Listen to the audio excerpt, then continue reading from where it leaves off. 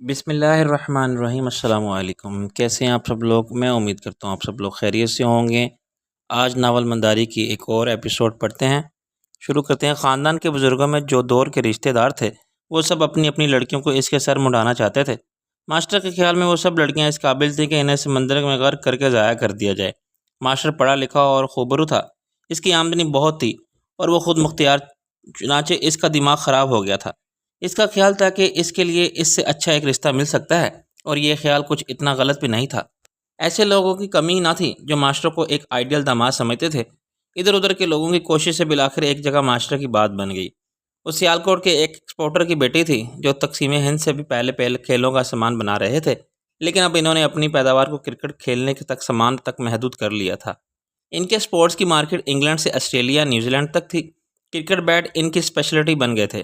ان کا خیال تھا کہ ماسٹر کو شادی کے بعد اپنے کاروبار میں شریک کر لیں گے، اس سے کہیں گے کہ ٹیچر اور کتابیں کاپیاں بیچنا چھوڑ کے جنوبی افریقہ کی مارکیٹ پکڑے، اور ذہنی طور پر ماسٹر بھی تیار تھا کہ آبائی گھر بیچ کے سیالکوٹ شفٹ کر جائے، پھر آگے بڑھتا جائے۔ لاہور، کراچی اور بالآخر جنوبی افریقہ کرکٹ کھیلنے والے سارے ممالک کی مارکیٹ اس کے لیے سیالکوٹ کے بازاروں کی طرح ہو، جدھر چاہے نکل گئے۔ تقدیر کو مگر کچھ اور ہی منظور تھا۔ منگنی کی تقریب میں ماسٹر نے دلہن کی ایک سہیلی کو دیکھ لیا جو بہت اچھا ناچ رہی تھی۔ خوشی کے موقع پر گھر کے اندر اس محفل میں دلہن کی بہنیں کزن اور سہیلیاں خاندان کے محدود ناظرین کے سامنے ایک انڈین گانے کی دھن پر اپنا رقص پیش کر رہی تھیں، تو سوائے دو چار پرانے خیالات رکھنے والے بڈھوں کے اس میں کوئی معیوب بات نہیں تھی۔ اب یہ نئے کلچر کا حصہ تھا۔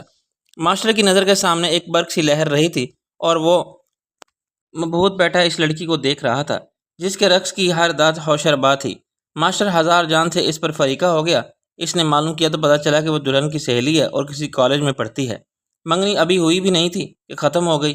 لڑکی والے سخت پریشان ہوئے کیونکہ ماسٹر کے اقدام سے خاندان میں لڑکی کے بارے میں چہم گوئیاں شروع ہو گئی تھیں اور شکوک پیدا ہو رہے تھے۔ ماسٹر ان سے منہ چھپاتا پھر رہا تھا، لیکن بالآخر انہوں نے ماسٹر کو پکڑ لیا۔ دلہن کے دو بھائی اور ان کے دوست ماسٹر کو اٹھا لائے۔ انہوں نے ماسٹر کی اچھی خاصی پھینٹی لگائی اور قتل کرنے کی دھمکی بھی دی، مگر یہ سب لا حاصل تھا۔ ماسٹر نے ان سے بہت معافی مانگی، لیکن منگنی توڑنے کی وجہ بتانے سے انکار کر دیا۔ اس نے کہا کہ تم مجھے قتل کر سکتے ہو مگر زبردستی میری شادی نہیں کر سکتے۔ اب لڑکی والوں کو احساس ہوا کہ جس بات کو ایپک خوبی شمار کر رہے ہیں وہی ان کے حق میں برائی بن گئی تھی۔ آج اگر لڑکے کے ماں باپ یا بزرگ ذمہ دار ہوتے تو شاید بات نہ بگڑتی۔ ماسٹر نے 1 سال بعد اس ڈانسر لڑکی سے شادی کر لی۔ اس کے لیے ماسٹر کو بہت پاپڑ بیلنے پڑے۔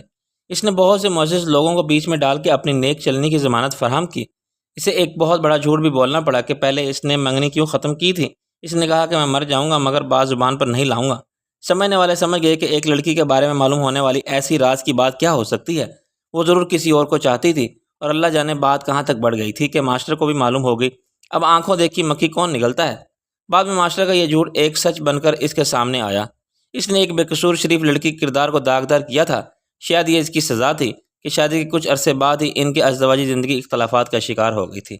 ماسٹر بلا شبہ اپنی بیوی سے بہت محبت کرتا تھا، مگر یہ محبت یک طرفہ تھی۔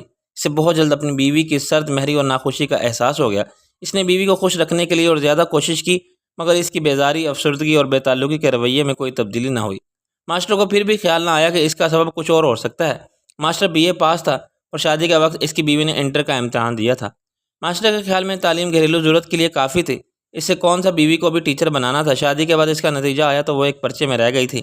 بیوی کے اصرار پر ماسٹر نے اسے ایک پیپر کلیئر کرنے کی اجازت دی۔ اس کے خیال میں یہ بہت جائز مطالبہ تھا۔ 2 سال کی محنت کو صرف ایک پرچے کی وجہ سے ضائع کرنا غلط ہوتا ہے، لیکن FA کے بعد اس کی بیوی نے BA میں داخلہ لینے کی ضد پکڑ لی۔ BA بھی وہ پرائیویٹ نہیں کالج میں داخلہ لے کر کرنا چاہتی تھی۔ یہ ماسٹر کے خیال میں ناممکن تھا۔ ایک عورت شادی کے بعد بچے پالتی ہے اور گھر سنبھالتی ہے، یا ان کے درمیان دوسرا شدید اختلاف پیدا ہوا۔ ماسٹر کی بیوی نے BA پاس کرنے تک ماں بننے کی ذمہ داری قبول کرنے سے انکار کر دیا تھا۔ قدرت نے اس کا ساتھ نہیں دیا اور خواہش نہ رکھنے کے باوجود اس کے ماں بننے کی آثار پیدا ہو گئے۔ اس نے بہت کوشش کی بچہ پیدا نہ ہو، مگر بیٹی ماں اپنی سے زیادہ ضدی ثابت ہوئی۔ شادی کے ٹھیک 9 بعد سمینا کی بڑی بہن نسیمہ دنیا میں آ گئی۔ شادی کے بعد ماسٹر نے اپنی بیوی کو بتایا تھا کہ کس طرح وہ ایک تقریب میں رقص کرتا دیکھ کے پاگل ہو گیا تھا۔ شروع میں اس نے بہت اصرار کیا کہ اسے ڈانس کر کے دکھائے، مگر بیوی نے اسے ٹال دیا کہ شادی بیاہ کی تقریبات اور بات ہوتی ہے۔ پھر خاندان میں 2 شادیاں ہوئیں اور وہاں اس کی بیوی نے اپنے رقص سے سما باندھ دیا۔ لوگ دم بخود بیٹھے اس بجلی کو لہراتا میل دیکھتا رہ گئے جس نے ماسٹر کے دل پر گر کے اسے خاکستر کر دیا تھا۔ ماسٹروں کو معلوم ہوا کہ وہ کالج کے ہر فنکشن میں ڈانس کرتی تھی اور گرلز کالج کے مقابلہ رقص میں لاہور جا کے اول انعام بھی حاصل کر چکی تھی۔ اسے ڈانس کا اتنا شوق تھا کہ اس کا ارادہ فلموں میں اور سٹیج پر ڈانس کرنے کا تھا۔ ماسٹر کو یہ جان کے خوشی نہیں ہوئی، افسوس ہوا۔ شاید اس کی بیوی کی اداسی اور بیزاری کا یہی سبب تھا۔ ماسٹر نے اس کے خاندان کے لوگوں اور ملنے جلنے والوں سے پوچھا تو کچھ اور باتیں معلوم ہوئی، مثلا یہ کہ اس کی بیوی رقص کی باقاعدہ تعلیم حاصل کرنا چاہتی تھی اور کسی ڈانس ماسٹر جو خود کو مہاراج غلام حسین کتھک کا شاگرد کہتا تھا نے گھر آ کے اسے رقص سکھانے کی حامی بھر لی تھی۔ مگر سیالکوٹ میں معاشرے کی سوچ اتنی بے باک نہیں ہوئی تھی کہ اہل ثروت بھی اپنی بیٹیوں کو اس کی اجازت دیں۔ مانا ناچنا شو کی حد تک اچھا ہے، یہ پیشہ بہرحال میراثیوں اور کنجروں کا تھا۔ خود ماسٹر نے کئی بار اچانک گھر آنے پر یہ نوٹ کیا کہ اندر اس کی بیوی کمرہ بند کر کے ناچ رہی تھی۔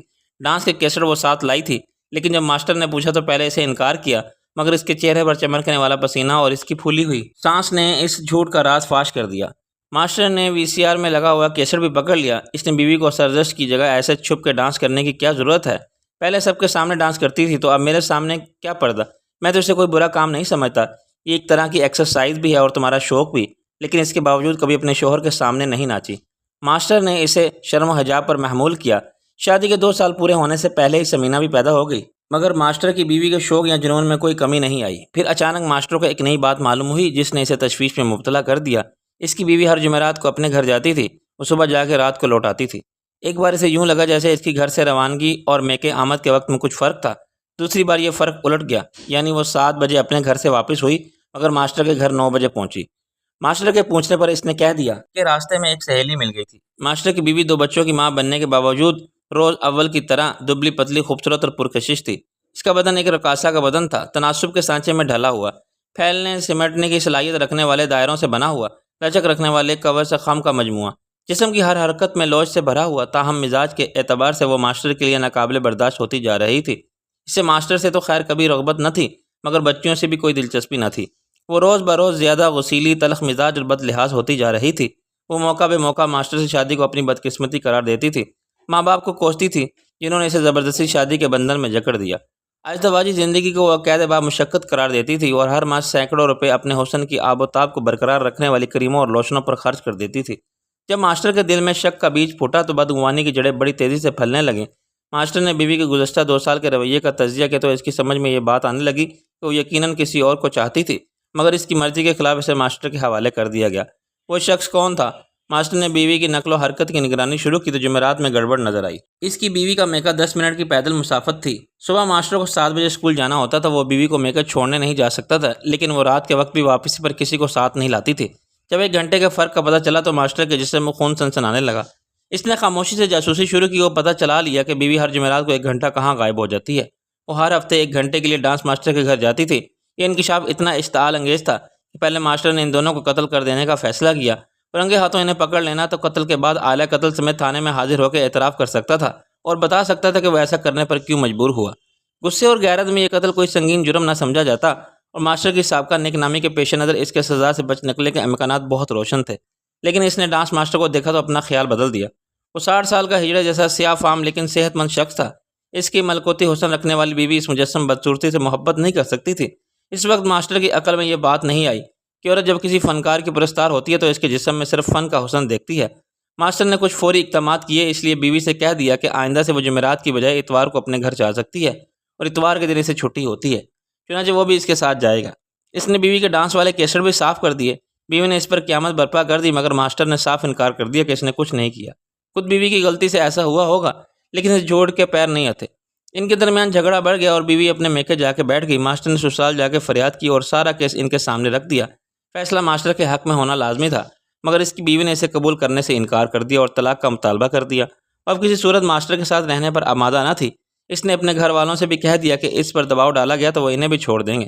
اس سے پہلے کہ طلاق یا مصالحت کے معاملات آگے بڑھتے، ماسٹر نے اپنی بیوی کو ڈانس ماسٹر کے گھر میں داخل ہوتا دیکھ لیا۔ اس وقت رات کے 11 بجے تھے۔ ماسٹر اپنے وکیل سے قانونی مشورہ کر کے لوٹ رہا تھا۔ صاف ظاہر تھا کہ وہ اپنے گھر والوں سے چھپ کے وہاں آئی تھی۔ ایک لمحے کے لیے ماسٹر کے دماغ کا فیوز اڑ گیا اور اس نے سوچا کہ وہ اب گھر جا کے کلہاڑی لائے اور استاد شاگرد کو جنم رسید کر کے یہ جھگڑا ہی ختم کر دے، مگر بنیادی طور پر وہ ٹھنڈے خون اور ٹھنڈے دماغ والا آدمی تھا۔ کچھ لوگوں کے نزدیک اسے بزدلی اور بے غیرت بھی سمجھا جا سکتا ہے۔ بیوی سے اس کی محبت اب نفرت میں بدل چکی تھی اور اسے ایسی جذباتی بے وقوفی کا شدت احساس ہونے لگا تھا جس نے ایک پیدائشی ڈانسر سے شادی کی صورت میں کی تھی۔ وہ ایک اچھی گھریلو بیوی کیسے بن سکتی تھی؟ کچھ دیر ڈانس ماسٹر کے دروازے سے لگا کھڑا رہا، پھر اسے اندر سے گھنگرو بجنے کی آواز صاف سنائی دینے لگی تو اس کی قوت برداشت جواب دے گئی۔ یہ اس کی شریک حیات، اس کے بچوں کی ماں اور اس کی منکوہہ تھی جو ایک مکروہ شکل والے میراثی ٹائپ ڈانس ماسٹر کے سامنے ناچ رہی تھی اس نے اپنے شوہر کے سامنے ایک بار پھر رقص کرنا منظور نہیں کیا تھا، جو اس کے رقص پر ہی اس کا دیوانہ بنا تھا، اور اگر وہ اس کے سامنے اپنے فن کا مظاہرہ کرتی تو ساری عمر اس کا پرستار بنا رہتا۔ ماسٹر طیش میں سیدھا گھر گیا۔ اس نے فیصلہ کر لیا تھا کہ وہ اس بے حیا عورت کی خاطر پھانسی نہیں چڑھے گا۔ ایسی عورت کبھی اچھی بیوی بن ہی نہیں سکتی۔ صاف نظر آ رہا تھا کہ بالآخر اپنی ضد پوری کرتے ہوئے اپنے شوق پر اپنا سب کچھ قربان کر دے گی۔ وہ ڈانس ماسٹر کے ساتھ بھاگ جائے گی اور فلموں میں ناچے گی، یا لاہور میں شاہی محلے کے کسی کوٹھے پر۔ اس کے لیے سب سے بھیانک سزا موت نہیں، فن کی موت ہوتی۔ ماسٹر ایک کلہاڑی کے ساتھ واپس لوٹا جس کا پھل روشنی میں چمکتا ہے۔ وہ ایک دھماکے سے ڈانس ماسٹر کے گھر میں داخل ہوا۔ اس کی بیوی ایک کرسی پر بیٹھے اپنے گھنگرو کھول رہی تھی۔ اس کے چہرے پر خوشی اور طمانینت کا ایسا نور تھا جو ماسٹر نے صرف ایک بار پہلے دیکھا تھا، جب وہ اس کے سامنے منگنی کی محفل میں پہلی بار ناچ کے فارغ ہوئی تھی اور اس کو ہر طرف سے واہ واہ ملی تھی۔ ڈانس ماسٹر اس کے سامنے دو زانوں بیٹھا تھا اور اسے یوں دیکھ رہا تھا جیسے وہ مندر میں دیوی کے استھان پر رکھی ہوئی مورتی ہے اور وہ اس کی پجاری۔ ماسٹر کلہاڑی کے ساتھ داخل ہوا تو ایک سیکنڈ کے لیے وہ دونوں مفلوج ہو گئے۔ انہیں ماسٹر کی آنکھوں میں اپنی موت صاف نظر آ گئی تھی۔ خوف سے اس کی بیوی کی آنکھیں ابل آئیں، اس کی آواز حلق میں پھنس گئی اور وہ ہاتھ اٹھا کے خود کو متوقع وار سے بچانے لگی۔ ڈانس ماسٹر نے پہلے اٹھنے کی ہمت کی تو ماسٹر نے اسے دھکا دے کر پیچھے گرا دیا۔ دیوار پر سر لگنے سے اس کو چکر آگے، وہ پھر نہ اٹھ سکا۔ ماسٹر نے کلہاڑی اٹھائی اور اس کی بیوی نے ایک چیخ ماری اور ہاتھ اپنے گلے پر رکھ لیا، مگر ماسٹر کا نشانہ اس کی گردن نہیں تھی۔ کلہاڑی کا بھرپور وار بڑے نپے تلے اور انداز میں رقاصہ کے ایک پاؤں پر پڑا۔ ایڑی کے پاس سے ہی ماسٹر کی بیوی کا پنجہ کٹ کے جسم سے الگ ہو گیا۔ اس کی بیوی نے وحشت اور دیوانگی میں چیختے ہوئے دیکھا کہ ماسٹر نے نیچے جھک کر کٹا ہوا پاؤں اٹھایا اور اس کے سامنے ہلانے لگا۔ وہ پاگل پن میں ہنس رہا تھا۔ حرام زادی کنجری، اس پر ناچ تھا تجھے، اب ناچ دل بھر کے، وہ چیخ کے بولا اور پھر اس کے منہ پر تھوک کے باہر بھاگ گیا۔ وہ کٹا ہوا پاؤں اپنے ساتھ لے گیا تھا۔ اس وقت تک رقاصہ بے ہوش ہو چکی تھی۔ ماسٹر کو 3 سال کی قید ہوئی، جو اپیل پر بھی برقرار رہی، تاہم اس جرم کی سنگینی کے تناظر میں یہ سزا بہت کم تھی۔ ماسٹر کو قتل کر کے یہ خوشی ہرگز نہ ملتی جو اسے ایک رقاصہ کو پاؤں سے محروم کر کے ملی تھی۔ جب وہ جیل سے رہا ہوا تو اسے معلوم ہوا کہ ڈانس ماسٹر اور اس کی بیوی شہر چھوڑ کے جا چکے ہیں۔ اس کی بیوی جاتے وقت دونوں بچیوں کو بھی اپنے ساتھ لے گئی تھی۔ ماسٹر کی بیوی کا مستقبل تاریک ہو گیا تھا۔ وہ بہت عرصے صدمے سے پاگل رہی۔ اسے اکثر خیال آتا تھا کہ 3 سال کی جیل اس کے شوہر کے لیے کوئی سزا نہ تھی۔ اسے چاہیے تھا کہ وہ ماسٹر کو برابر کی سزا خود دیتی، لمبی، پر اذیت اور کبھی ختم نہ ہونے والی سزا، جیسی کہ ماسٹر نے اس کا رقص کرنے والا پیر کاٹ کے دی تھی۔ معلوم نہیں اس پیر کا ماسٹر نے کیا کیا۔ کتنا اچھا ہوتا کہ اگر وہ ماسٹر کی آنکھیں پھوڑ دیتی، اس کی آنکھوں میں تیزاب ڈال سکتی تھی اور اس کی زبان بھی کاٹ دیتی۔ دوسرا خیال یہ اسے خودکشی کا آتا تھا۔ اسے اپنی منحوس لنگڑاتی ہوئی اور غیر متحرک زندگی جینے کے قابل ہی نہیں لگتی تھی۔ اس کے لیے اپنے حسن اور دلکشی میں اب کوئی دلچسپی نہیں رہی تھی۔ وہ چپ بیٹھی خلا میں اپنے ماضی کو دیکھتی رہتی تھی، وقت کی پرچھائیاں دیکھتی رہتی تھی جب اس کے دونوں پیر مکمل تھے اور وہ بجلی کی طرح تھرکتی تھی، گھومتی تھی اور تیرتی تھی اور لہراتی تھی۔ ڈانس ماسٹر کی عمر زیادہ تھی مگر وہ ایک صحت مند مرد تھا۔ وہ رقاصہ کا دل بہلاتا تھا اور اسے جینے کا حوصلہ دیتا تھا۔ ان کے درمیان میاں بیوی جیسے تعلقات پر کوئی قدغن نہ تھی کہ قانون، مذہب یا معاشرہ اس تعلق کے نوعیت سے لا تعلق تھے۔ ڈانس ماسٹر کے خواب میں چکنا چور ہو گئے تھے جو اس نے ایک حسین سہارے کی مدد سے فلمی دنیا میں کامیابی کے لیے دیکھے تھے۔ اب اس نے سمینہ کی ماں کو ایک ڈانس انسٹیٹیوٹ کھولنے پر راضی کیا۔ کیا ہوا اگر وہ خود رقص نہیں کر سکتی؟ وہ دوسروں کو رقص سکھا سکتی ہے، وہ پیسہ کما سکتے ہیں اور عیش سے رہ سکتے ہیں۔ ان کے پاس مستقبل کا سرمایہ نسیمہ اور سمینہ ہے۔ ڈانس انسٹیٹیوٹ ایک ایسے علاقے میں قائم ہوا جو ہمیشہ سے بدنام تھا، مگر رقص کرنے والوں کی اکثریت وہیں سے آتی۔ گھر کا ایک کمرہ ہر وقت موسیقی پر طبلے کی تھاپ اور گھنگروں کی جھنکار سے گونجتا رہتا تھا۔ لنگڑی میڈم کوٹھے والیوں کو رقص کی تعلیم دینے لگی۔ گھر میں ہر وقت اوباش عورتوں مردوں کا آنا جانا شروع ہو گیا۔ آمدنی بھی معقول حد تک بڑھ گئی۔ آنے والوں میں ہر طرح کے شوقین مزاج تھے، نئے چہروں کے متلاشی، کچھ پروڈیوسر اور ڈانسر، ڈائریکٹر، پیسے والے اور جوان مرد تھے۔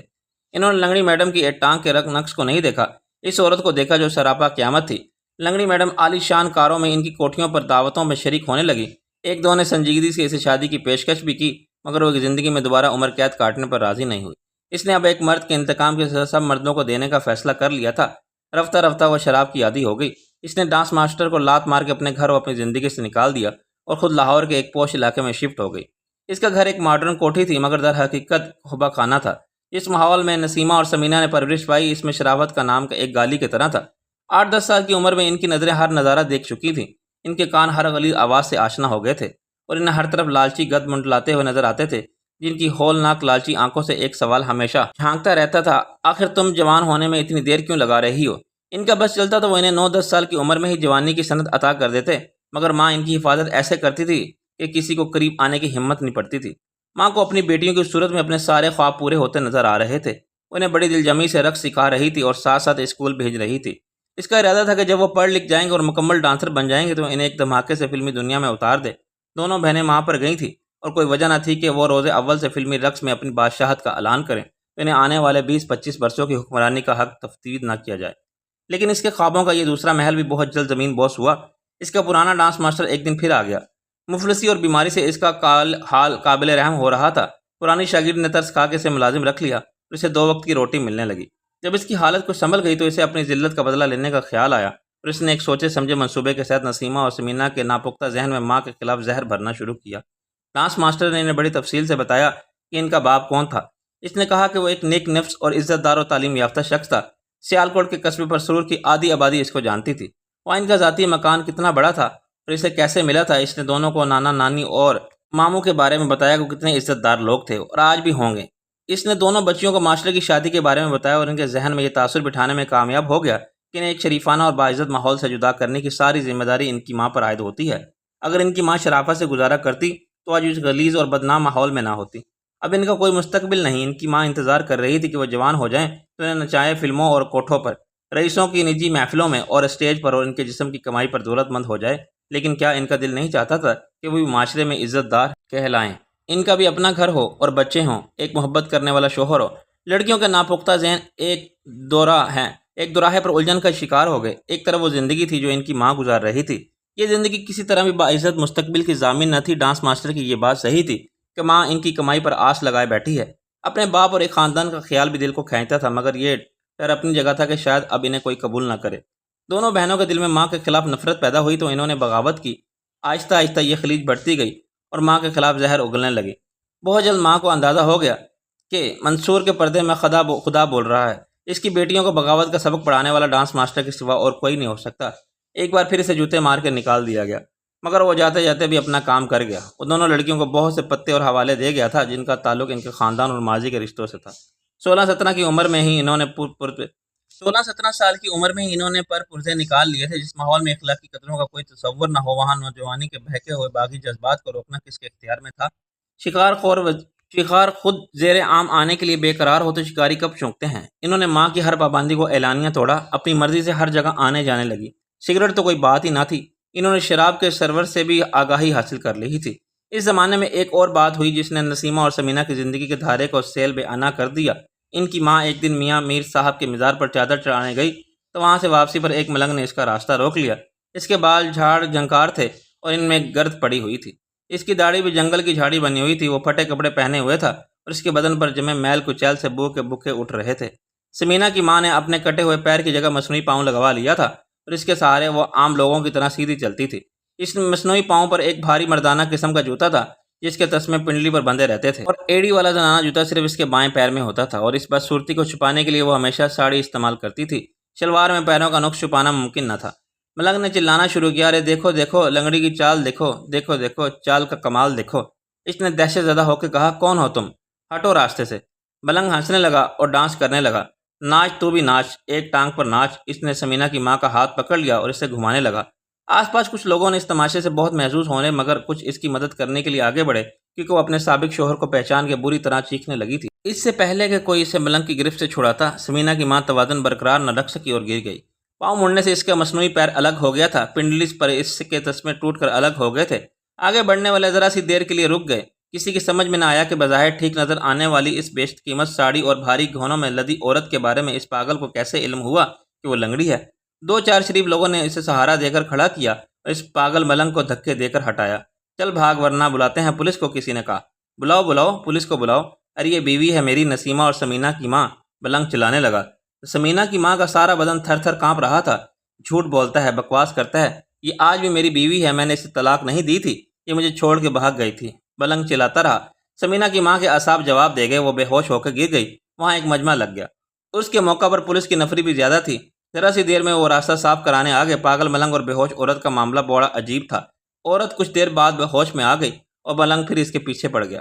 وہ بضد تھا کہ عورت اس کی بیوی ہے، اس کے بچوں کی ماں ہے۔ پولیس نے ان کو تھانے پہنچا دینا بہتر سمجھا۔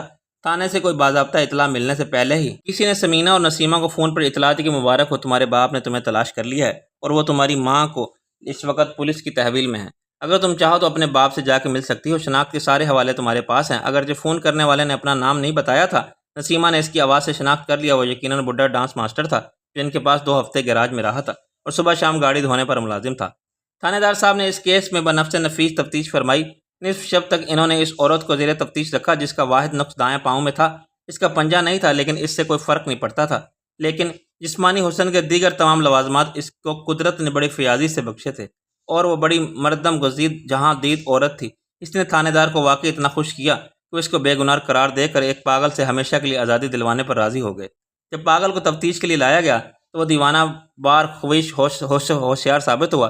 اس نے بہت سے تاریخی حوالوں سے ثابت کر دیا کہ وہ واقعی اس عورت کا شوہر ہے۔ یہ سارے حوالے سیالکوٹ کے ایک قصبے پسرور سے تعلق رکھتے تھے۔ تھانے دار نے عورت سے کہا کہ یہ کیا کہہ رہا ہے؟ کیا تم ان سب لوگوں کو جانتی ہو جن کا ماسٹر نے ذکر کیا؟ میں کسی کو نہیں جانتی، یہ جھوٹا ہے۔ عورت گھبرا گئی۔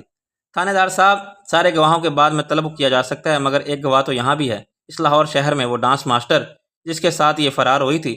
آپ اسے بلوا لیں۔ ماسٹر نے کہا اگر وہ میرے بیان کی تائید نہ کرے تو میں جھوٹا، میں کسی ڈانس ماسٹر کو نہیں جانتی۔ عورت ہسٹریائی لہجے میں چلائی۔ اس ڈانس ماسٹر کو نسیمہ اور سمینہ بھی پہچانتی ہیں۔ یہ عورت کئی سال اس کی بیوی بن کر رہی، کسی قانونی یا شرعی حق کے بغیر، پھر اسے بھی چھوڑ دیا۔ ڈانس ماسٹر نے اس کی بیٹیوں کو بھی یہ سارے واقعات بتائے۔ آپ ان سے تصدیق کر سکتے ہیں، ماسٹر نے کہا۔ کیا وہ ڈانس ماسٹر تم سے مل چکا ہے؟ تھانے دار بولا۔ ہاں، وہ مجھے داتا دربار کے باہر عرس کے موقع پر نظر آیا تھا، مگر بھیڑ بھاڑ میں کہیں کھو گیا۔ میں 1 سال تک وہاں انتظار کرتا رہا کہ کسی دن مجھے اپنی بیوی ضرور نظر آئے گی۔ میں ہر آتی جاتی عورت کو گھورتا رہتا تھا اور ٹھرکی بابا مشہور ہو گیا تھا، پھر میں یہاں آ گیا۔ گویا اب تمہارے پاس یہاں کوئی گواہ نہیں؟ تھانے دار بولا۔ ہے، سب سے بڑا گواہ میں ہر وقت ساتھ رہتا ہوں۔ اس نے اپنے پھٹے پرانے چگے کی ایک جیب میں ہاتھ ڈال کے کچھ نکالا۔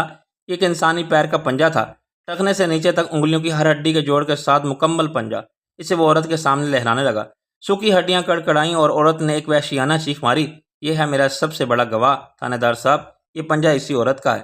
اس کی ٹانگ میں نے کاٹی تھی، پھر پورے 3 سال کی جیل کاٹی، مگر اس نے نشانی کو محفوظ رکھا۔ آپ ملا کے دیکھ لو، ہڈیوں کی کسی ماہر کو بلا کے دکھاؤ، اس سے بڑا ثبوت اور کیا ہوگا؟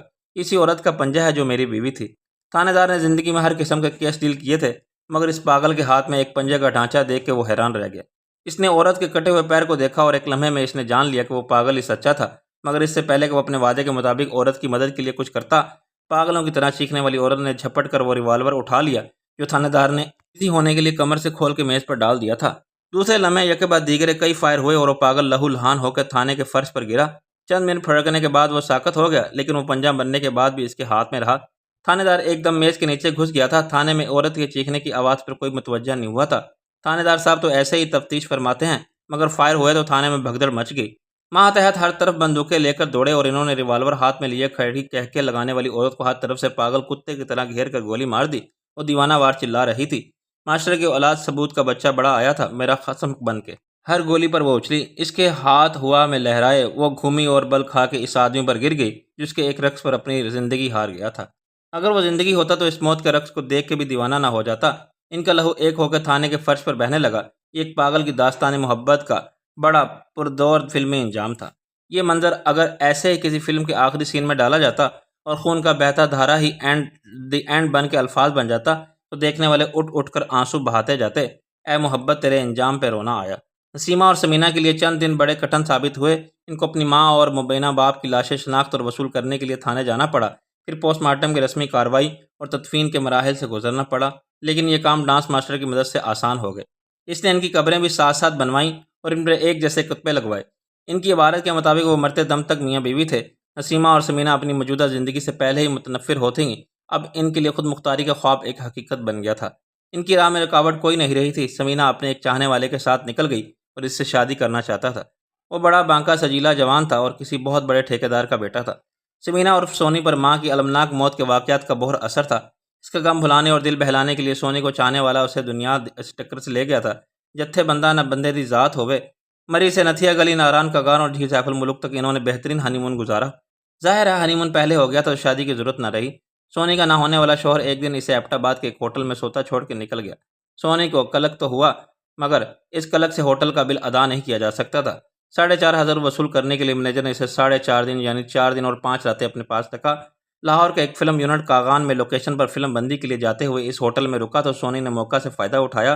ایک کیمرہ مین کے اسسٹنٹ کی سفارش سے یونٹ میں شامل ہو گئی۔ کیمرہ مین کے اسسٹنٹ نے بھی موقع سے فائدہ اٹھایا اور حسب تفریق یونٹ کے دیگر ارکان نے بھی۔ 1 ہفتے بعد وہ اپنے شہر لاہور پہنچی۔ ابھی تک اسے فلم میں ایکسٹرا کا رول تک نہیں ملا تھا۔ ہر وعدے پر اپنی زندگی کی ایک رات نظر کرنے کے باوجود لیکن سونی کو اس سے کوئی فرق نہیں پڑتا تھا۔ وہ جیسی زندگی گزار چکی تھی، اس میں ہر مرد صرف مرد تھا۔ XYZ، فنکار، صنعت کار، ہدایت کار، تھانے دار، ٹھیکیدار،